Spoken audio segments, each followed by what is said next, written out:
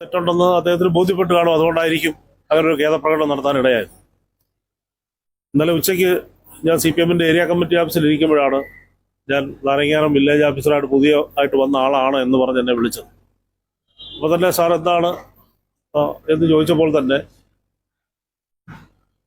കെട്ടിട നികുതി കുടിശ്ശിക അടയ്ക്കുന്നതുമായി ബന്ധപ്പെട്ട് നാളെ അടയ്ക്കാമെന്ന് ഞാൻ പറയാൻ തുടങ്ങുമ്പോൾ തന്നെ താങ്കൾ നിക്ക് ഞാൻ പറയുന്നത് അങ്ങോട്ട് കേൾക്ക് എന്നും പറഞ്ഞ് എന്നോട് തട്ടിക്കയറുകയാണ്.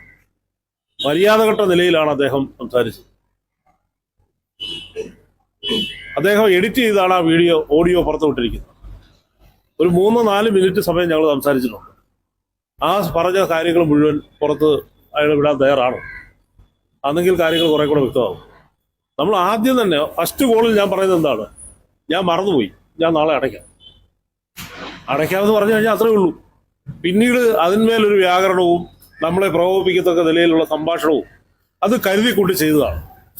ഒരാളെ കുടിശ്ശിക നൽകുന്നതുമായി ബന്ധപ്പെട്ട കാര്യത്തിൽ ഫോൺ ചെയ്യുമ്പോൾ റെക്കോർഡിങ്ങിന് വേണ്ടി തയ്യാറാക്കിക്കൊണ്ട് ബോധപൂർവമായി ഞാൻ രാഷ്ട്രീയ പാർട്ടിയുടെ പ്രവർത്തകനാണെന്ന് അറിഞ്ഞുകൊണ്ട് തന്നെ പ്രകോപനം സൃഷ്ടിച്ചുകൊണ്ട് വാർത്ത കൊടുത്തുകൊണ്ട് നമ്മളെ മോശക്കാരാക്കാൻ വേണ്ടി അദ്ദേഹം ബോധപൂർവമായി നടത്തിയ പരിശ്രമമാണ്. പിന്നീട് ഇദ്ദേഹത്തെ പറ്റി അന്വേഷിച്ചപ്പോഴാണ് അറിഞ്ഞത്, ഇദ്ദേഹം കേരളത്തിൽ എവിടൊക്കെ വില്ലേജ് ഓഫീസുകളിൽ ജോലി ചെയ്തിട്ടുണ്ടോ അവിടങ്ങളിലെല്ലാം ഇദ്ദേഹം ഇത്തരത്തിലുള്ള പ്രശ്നങ്ങൾ ഉണ്ടായിട്ടുണ്ട്.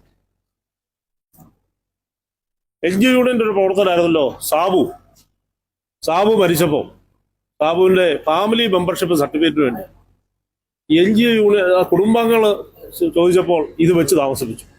NGO യൂണിയന്റെ ജില്ലാ പ്രസിഡന്റ് G. വിനുകുമാർ ഈ വില്ലേജ് വിളിച്ചു, സാബുവിന്റെ ഫാമിലി മെമ്പർഷിപ്പ് സർട്ടിഫിക്കറ്റ് നൽകണമെന്ന് പറഞ്ഞപ്പോൾ അദ്ദേഹം പറഞ്ഞു, ഓഫീസിൽ ചില താൽക്കാലിക ജീവനക്കാരെ ഞങ്ങൾ വെച്ചിട്ടുണ്ട്, ഇങ്ങനെയൊക്കെ കാശ് വാങ്ങിച്ച് ഞങ്ങൾക്ക് ശമ്പളം കൊടുക്കാൻ കഴിയുമെന്നാണ് G. വിനുകുമാറിനോട് അദ്ദേഹം പറഞ്ഞത്.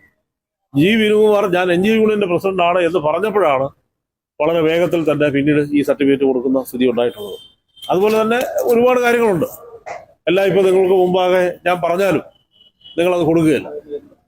കാര്യം എന്ന് പറഞ്ഞാൽ, നിങ്ങൾക്ക് മാധ്യമങ്ങളെ സംബന്ധിച്ചിടത്തോളം വില്ലേജ് ഓഫീസർ ഒരാളുമായി സംസാരിക്കുന്നത് എടുത്ത് അങ്ങോട്ട് കൊടുത്തപ്പോൾ തന്നെ നിങ്ങൾ എന്താ പറഞ്ഞത്, മാധ്യമങ്ങളിലൂടെ CPM നേതാവിന് എന്തുവാ നികുതി ചോദിച്ചാൽ CPM നേതാവ് ഭീഷണിപ്പെടുത്തിയെന്ന നിലയിലാണ് കൊടുത്തത്. നികുതി ചോദിച്ചാലൊന്നും അല്ല ഭീഷണിപ്പെടുത്തിയല്ല, സംസാരത്തിനിടയിൽ വന്നതാണ്. നമ്മളെ കൊണ്ട് ആ നിലയിലേക്ക് പറയിപ്പിച്ചതാണ്. അല്ലാതെ നികുതിയുമായി ബന്ധപ്പെട്ട തർക്കമല്ല അവിടെ ഉണ്ടായിരിക്കുന്നത്. ഒരു മനുഷ്യനോട് മര്യാദയ്ക്ക് സംസാരിക്കേണ്ട ഒരു രീതിയിലല്ല വില്ലേജ് ഓഫീസറുടെ ഭാഗത്തുനിന്ന് ഉണ്ടായിട്ടുള്ളത്. അദ്ദേഹം പലരോടും അത്തരത്തിൽ തന്നെയാണ് പെരുമാറുന്നത്. ഞാൻ വേണമെങ്കിൽ പറയാം, നാരങ്ങാനത്ത് വന്നിട്ട് 15 ദിവസമായിട്ടുണ്ട്. ഈ 15 ദിവസത്തിനുള്ളിൽ 2 പേരോട് 10,000 രൂപ വെച്ച് ഇയാൾ കൈക്കൂലി വാങ്ങിച്ചു. ഒരു ജോജി എന്ന് പറയുന്ന അമേരിക്കയിൽ താമസിക്കുന്ന ഒരാളുണ്ട്. അദ്ദേഹത്തിന്റെ വീടിന്റെ ഈ സെസ് 12,000 രൂപ കൊണ്ട് അടച്ചതാണ്. അദ്ദേഹത്തിന്റെ നമ്പർ എടുത്ത് വിളിച്ചിരിക്കുന്നു, നിങ്ങളുടെ സെസ് കുടിച്ചുകൊണ്ട് അടയ്ക്കാമെന്ന് പറഞ്ഞു. അദ്ദേഹം എന്നെ വിളിച്ചു പറഞ്ഞു, ഞാൻ അടച്ചു തീർത്തതിന് ശേഷം എന്നെ വിളിച്ച് പൈസ അടയ്ക്കാറുണ്ടെന്ന് പറഞ്ഞ് ചോദിക്കും. മറ്റു പലരുടെ അടുത്തും അദ്ദേഹത്തിനെതിരെ ഒരു വിജിലൻസ് അന്വേഷണം നടക്കുന്നുണ്ട്. ഒരാൾ കരം അടയ്ക്കാൻ ചെന്ന് കഴിഞ്ഞാൽ ആ ആളിനോട് 1 വർഷത്തെ കരം 2 തവണ വാങ്ങിക്കും. 1 തവണത്തെ കരം അദ്ദേഹം പോക്കറ്റിൽ വെക്കും. അല്ലെ സിസ്റ്റം വഴി സർട്ടിഫിക്കറ്റ് കൊടുത്തിട്ടുണ്ടെങ്കിൽ തൊട്ടടുത്ത വർഷം കരം അടയ്ക്കാൻ ചെല്ലുമ്പോൾ അടയ്ക്കാൻ കഴിയത്തില്ല. അപ്പോൾ അവരുടേത് ബ്ലോക്ക് ആക്കിയിടും. അങ്ങനെയുള്ള പലവിധ പ്രശ്നങ്ങൾ ഇദ്ദേഹത്തിനെതിരായി ഇപ്പൊ നമ്മുടെ ജില്ലയിൽ തന്നെ ഇരുന്നപ്പോൾ ഉണ്ടായിട്ടുണ്ട്. അങ്ങനെ ഒത്തിരി വിഷയങ്ങൾ ഇദ്ദേഹത്തിനെതിരെ ഈ തരത്തിൽ ഉണ്ടായിട്ടുണ്ട്. അദ്ദേഹം അഴിമതിക്കാരനാണ് എന്നാണ് ഇപ്പൊ എന്തിനാ സസ്പെൻഡ് ചെയ്തതിനാ? അങ്ങാടിക്കലാണോ സസ്പെൻഡ് ചെയ്തതിനാ? അഴിമതിയുമായി ബന്ധപ്പെട്ടല്ലേ? വാടകയ്ക്കെടുത്ത വീട്ടിൽ കൊണ്ടുപോയി പണം വെച്ചിരിക്കുന്നു. വീട്ടുടമസ്ഥൻ പരാതി കൊടുക്കുന്ന അടിസ്ഥാനത്തിലല്ലേ സസ്പെൻഡ് ചെയ്തിരിക്കുന്നത്? സംശയം എന്തുവാ? എത്ര രൂപ കുടിച്ചടയ്ക്കാനുള്ളത്? 9,300 രൂപ. 9,300 രൂപ അടയ്ക്കാനുള്ള ഒരാളുമായിട്ട് ഇത്തരത്തിലുള്ള സംഭാഷണവും ചാനലുകളിലാകെ വാർത്ത കൊടുക്കത്തക്കതുള്ള കാര്യം എന്താ? 9,300 രൂപ അടയ്ക്കണമെന്ന് പറഞ്ഞാൽ നാളെ അടച്ചേക്കാന്ന് തന്നെ നമ്മൾ പറഞ്ഞാൽ, അല്ലെ മറ്റന്നാൾ അടയ്ക്കും, അല്ലെ 31 മുമ്പ് അടയ്ക്കണേ പറഞ്ഞാൽ പോരെ.